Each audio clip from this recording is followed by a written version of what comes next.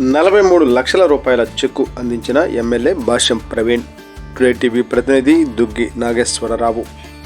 Telugu Desam party 43వ ఆవిర్భావ దినోత్సవం సందర్భంగా తెలుగుదేశం పార్టీ కడప జిల్లాలో ఏర్పాటు చేసిన మహానాడు సభలలో బుధవారం పల్నాడు జిల్లా పెదకూరపాడు నియోజకవర్గ శాసనసభ్యులు శ్రీ భాష్యం ప్రవీణ్ 43 లక్షల రూపాయల చెక్కులు ముఖ్యమంత్రి నారా చంద్రబాబు నాయుడు గారికి అందించారు.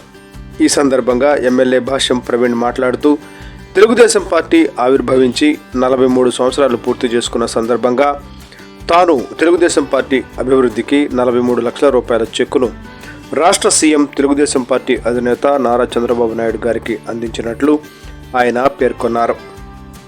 ఈ సందర్భంగా ఎమ్మెల్యే భాష్యం ప్రవీణ్ గారు రాష్ట్ర ఐటీ శాఖ మరియు విద్యాశాఖ మంత్రివర్యులు శ్రీ నారా లోకేష్ బాబు గారు మరియు పలువురు రాష్ట్ర మంత్రులను ఎమ్మెల్యేలను ఆయన కలుసుకున్నారు.